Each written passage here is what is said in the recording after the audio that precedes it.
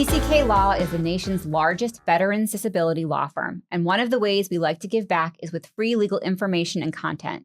Our firm has over 2,500 published blog posts and 900 videos, and just recently we hit 100,000 subscribers on YouTube. We now have this podcast too, and you can get us on Spotify, Apple Podcasts, or wherever you get your podcast fix. So make sure to like, share, and subscribe, and leave questions and comments for us so we know what to provide for you in our next set of videos. For this episode, I'm joined by my colleague, Mike Lestrito. Mike, tell us about yourself.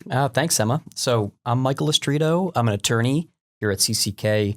I've been at the firm since 2016, believe it or not, so almost a decade now. I started when I came to the firm working cases before the Court of Appeals for Veterans Claims.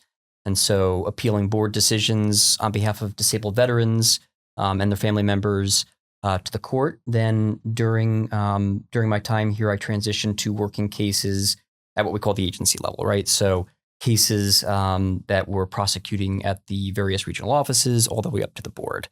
And so in my role now here at CCK, I am a managing attorney, and I oversee a team of paralegals and other attorneys as we develop the evidentiary record for veterans, appeal their case, file claims, but all at the agency level, right? So at the regional offices and before the board. Great. And so we'll have a good discussion today because Mike has perspective on both what it's like at the CAVC, the Court of Appeals for Veterans Claims, and working before VA. All right, Mike, so in our first segment, we're going to talk about secondary claims to mental health service-connected disabilities. Before we dive into, kind of the ultimate goal is how can veterans increase their combined rating by filing for these, go ahead and remind us, what is secondary service connection? So secondary service connection involves a secondary condition or a condition that is caused or worsened by an already service-connected disability. So in the context that we're speaking here today, mental health disabilities, oftentimes a veteran will have a mental health disability, whether it's PTSD or depression, anxiety, and that service-connected disability will be the cause of or worsen another, what we call secondary condition. And so by virtue of the fact that the service-connected mental health condition caused or worsened this other condition, this secondary condition can also be service-connected. And that's really critical for a number of different ways. But I think importantly, one thing to remember is that if a veteran is able to obtain service connection for this secondary condition, that is rated on its own and separate from the prior service-connected condition that led to that condition being service-connected. And that's a great way to increase, a veteran's overall disability compensation. You still need a diagnosis for that secondary condition, and you still need what we call a nexus or a link that links, the secondary condition to the primary condition. In this case, the mental health disability. Right. So that doesn't change. That the basic rules of service connection, they absolutely still apply. But it's a great way to pursue a case and get service connection granted when you don't otherwise have a link directly to service.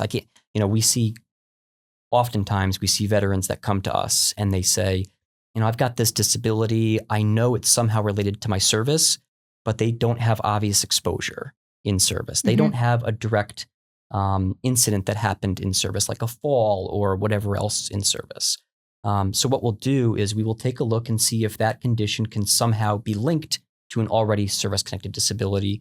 And if it can, there's your secondary service connection. Absolutely. I think it's important to note, too, like you said, that it's a way to boost your rating. But unfortunately, as our viewers know, VA math is not straightforward. It's quite complicated.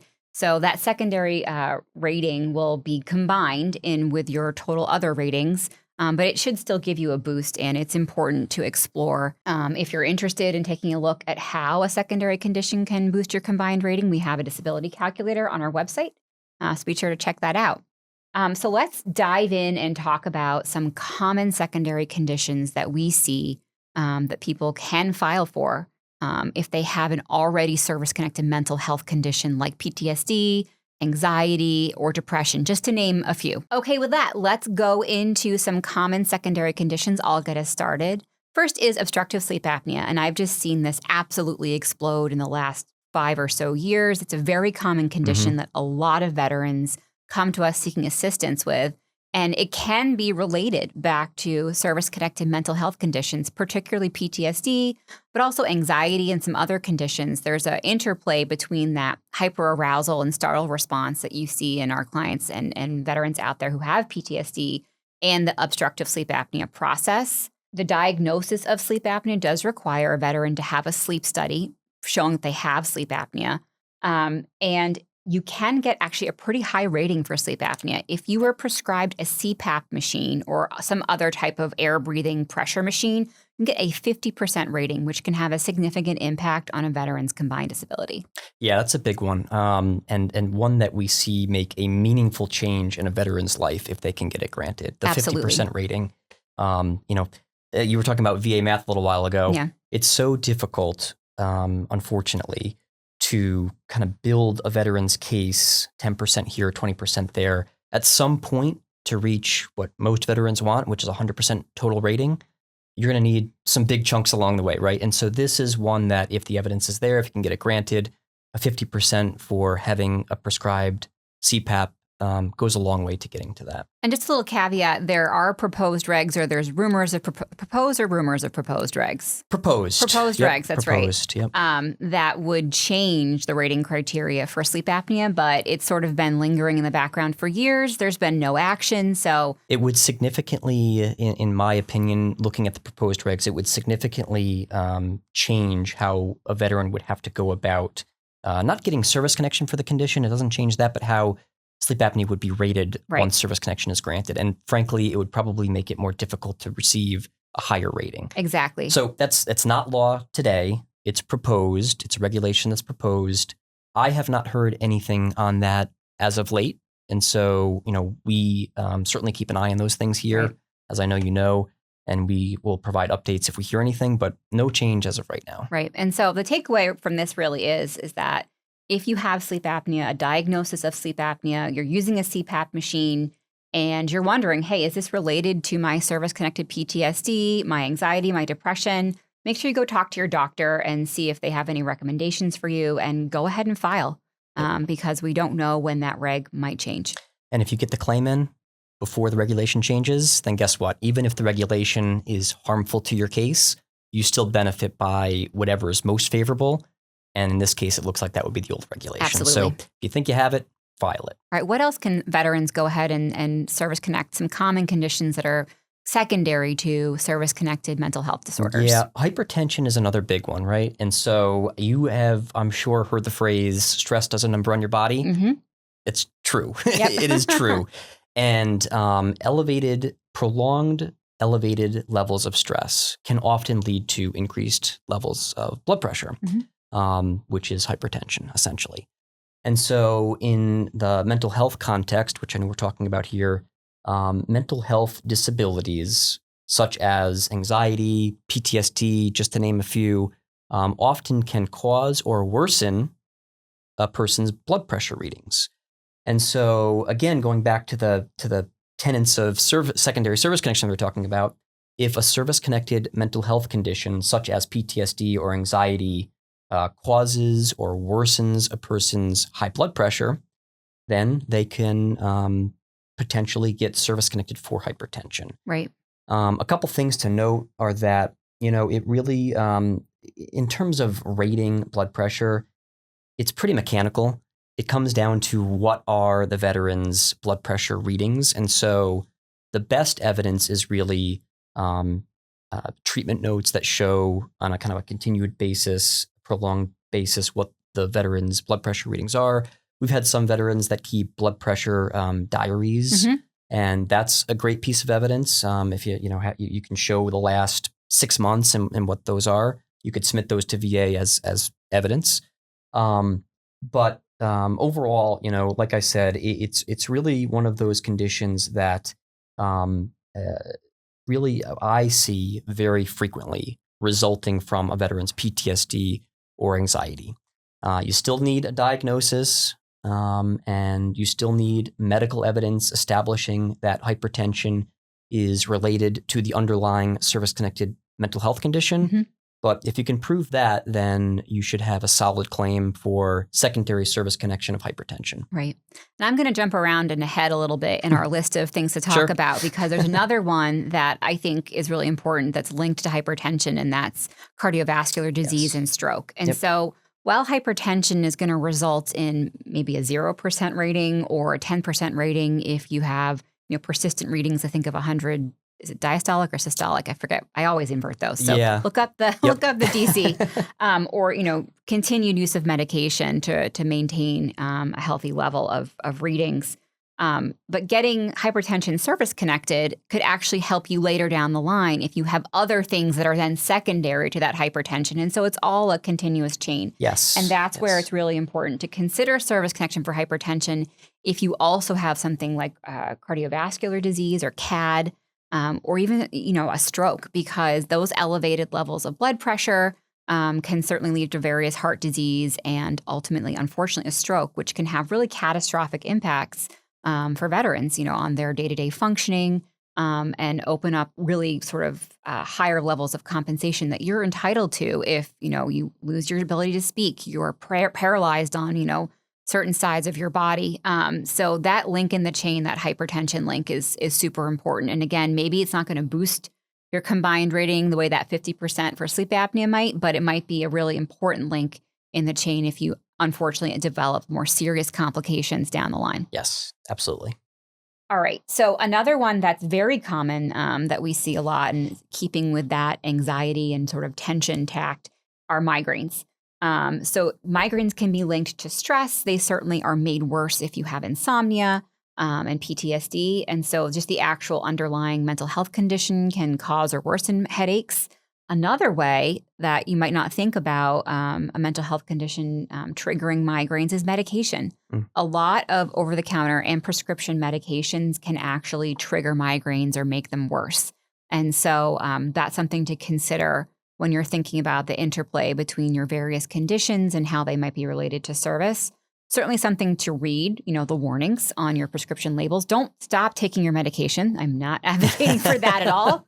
But certainly talk to your doctor and say, hey, I have both of these things. Is there any relationship between the two? And if there is, you should file for it. Absolutely. That's, and that is a theme that runs through a lot of these. The use of medication leads to some of these secondary conditions. And the next one up that we're going to talk about is erectile dysfunction, or I'll just call it ED for short. But ED is one of those conditions that is often caused or worsened by anxiety, again, PTSD, or as we were just talking about, the medication used or prescribed to treat those underlying conditions. Right. And so you had mentioned, a minute ago, kind of building the evidentiary chain that ultimately gets you over the finish line to where you need to go.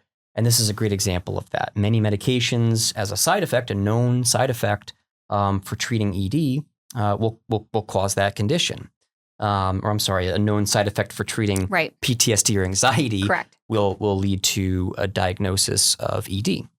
Now, what's interesting about ED is that the rating for ED, the standard rating for ED is actually 0. It's a 0, right? So I get veterans all the time that ask, well, if it's a 0, sure, it's nice to have the recognition that VA, my time in service, led to this condition and that VA is recognizing that. But at the end of the day, we're talking about compensation here. Right. That's what I'm very much concerned about. And a 0% rating doesn't do anything for me. But it does do something for them. And what I try to explain to clients is that, sure, the 0% rating in and of itself doesn't do anything. But the diagnosis of ED and subsequent service connection for ED can open a separate benefit that will lead to compensation. And that benefit's known as special monthly compensation, subsection K, but it's basically the loss of use of a reproductive organ. And by virtue of getting ED service connected, a veteran can get SMCK granted. Right. And that leads to typically, I think it's about $136 a month additional on top of whatever overall compensation rate they're currently getting. And what's good about that one too is it's not like combined into your combined rating of VA math. It is just straight it's on top. It's right on top. Yep, exactly. So certainly one to consider. You still need it. Another common theme, you still need a diagnosis Right. for ED. You still need to show the nexus between ED and the mental health condition. But assuming you're able to do that with medical evidence, secondary service connection is absolutely warranted and will lead to additional benefits. Right.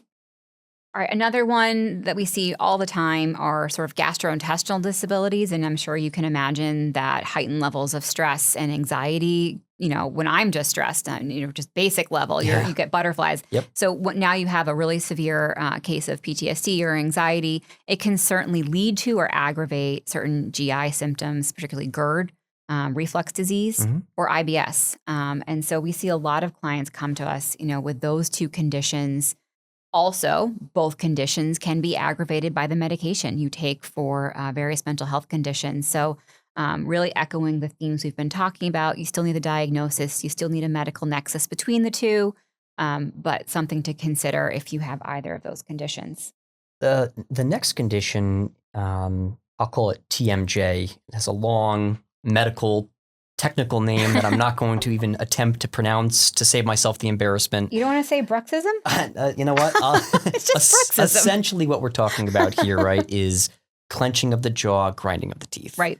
And it's not a one-time occurrence. It's repetitive disorder where, veterans due to anxiety or PTSD really can't help but constantly clench their teeth, grind their teeth, clench their jaw. And it leads to, serious issues and limitation of motion for the veteran's jaw. This, again, is capable of being service-connected secondarily to the veteran's underlying service-connected PTSD or anxiety.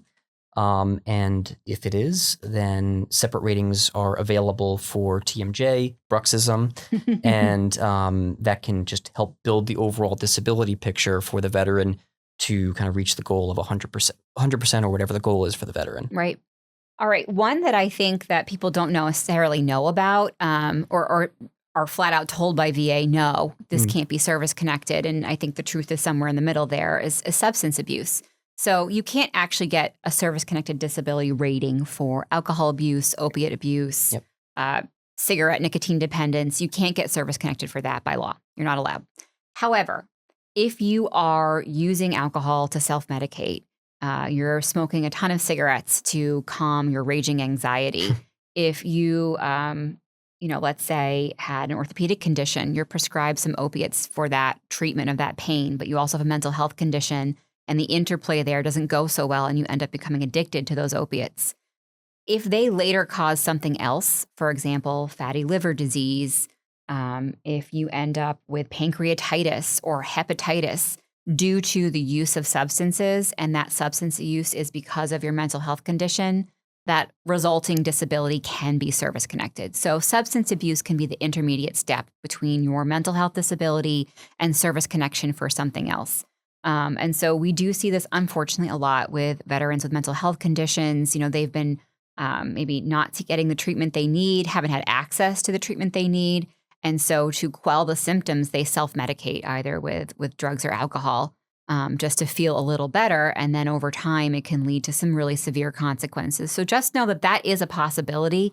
And again, you can't get service connected for alcohol use itself, but particularly if you have a condition where VA's rated it in the mental health disorder, for example, PTSD with alcohol use disorder right there in the rating, you should be able to get these resulting conditions service connected again with a diagnosis and a nexus opinion. Yeah, and it gets confusing for veterans sometimes. I'm sure you see this all the time. They'll receive the rating decision. As part of that rating decision, there's something attached to it, usually at the end, called a code sheet. And it lists all the veterans' claimed conditions. There are claimed conditions that have been service connected. There are claimed conditions that have not been service connected. It gives a review of what their overall rating is. To know oftentimes whether the veteran's substance abuse or alcoholism has been included as part of their underlying service-connected mental health condition, you can look in the code sheet. Right. And on the code sheet, it will often say, for example, service-connected PTSD, depression, anxiety, to include, substance abuse, alcoholism. And that doesn't mean that is, as you said, individually service-connected on its own, but it's being lumped into as a part of the underlying mental health condition the service-connected PTSD or anxiety. Right. So that is helpful if you're looking to pursue a secondary claim based on the substance abuse. You can point to the code sheet and say, well, VA recognizes that my substance abuse is part of my underlying service-connected condition, and therefore it can be used as the intermediate step, as you suggested, that can lead to that next secondary service connection condition down the road. And you're likely, I mean, you can chime in here if you think I'm wrong, but you're likely going to need to have your own doctor, your own treating psychologist or psychiatrist or therapist comment on this. I will say that the VA compensation and pension exams we see on these issues are not great. And, substance abuse disorders can be their own individual diagnoses. Just because you have both does not necessarily mean they're connected. And I think that the compensation and pension examiners have a real hard time seeing the link. They just see the diagnoses and say, no, this is why you have this its own diagnosis. It's nothing to do with it.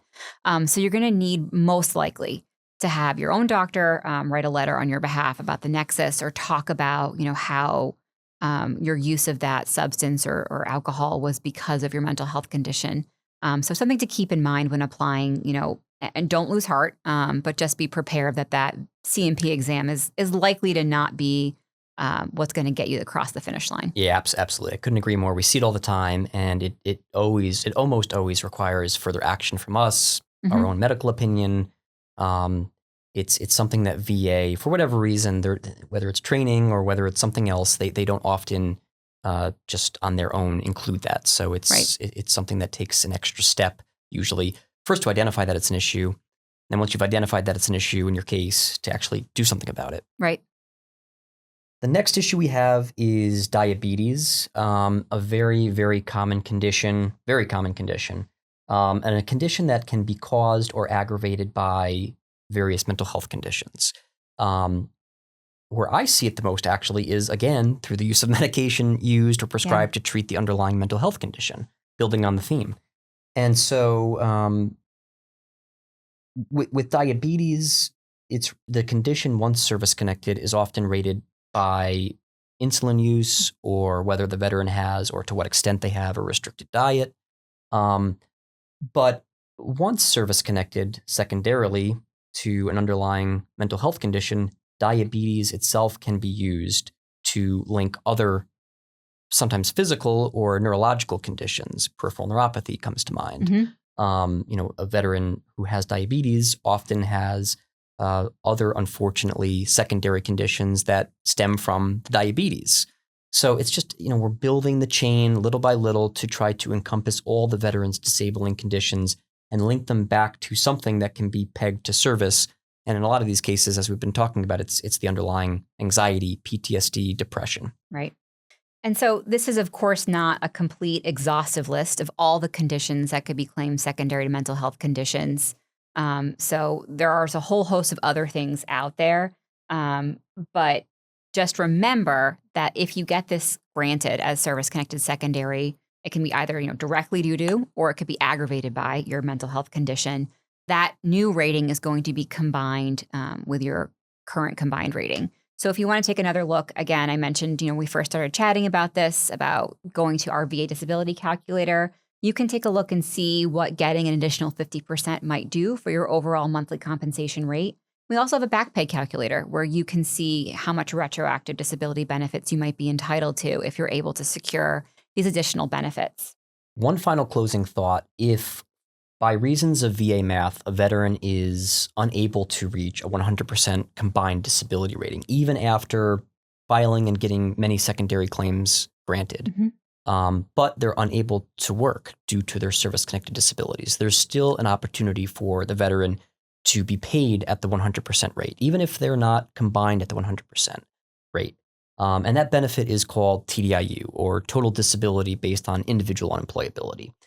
And what the TDIU benefit essentially does is allow for veterans who have service-connected disabilities to prove that those service-connected disabilities, or really the functional limitations that stem from those service-connected disabilities, that's the cause for them being unable to work. And if they can show that, then, in theory, regardless of whether the combined rating is a 10% or a 90%, TDIU can be granted. I think it is, when I've seen cases before, a veteran will come to us with a combined rating of 90% Mhm. combined. And if it's a flat 90%, I believe the math that we worked out is the veteran would need a separate 50% rating at minimum to bring their overall combined rating up to a 100% rating. Getting a 50% rating, a separate 50% rating, is not that easy. Right. And so even if you get to 90%, you're still far away sometimes from getting to the 100% combined rating. Right. And to be clear, that's not even 90. That's if you're at like 94. Oh, is it? Yeah. That's true. So if That's you're true. at straight 90, another 50 is not going to get you to 100, Yeah, which so is shocking. it's hard. It's very hard.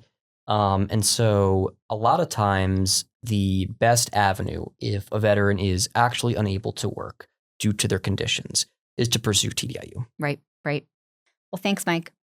If you are dealing with a service-connected mental health condition, getting service connection and compensation is the first step, but it's not always the last. You may be dealing with a variety of physical conditions that result from that mental health disability. And so if you need assistance with getting service connection, filing an appeal for service connection for a secondary condition, please reach out because maybe we can help.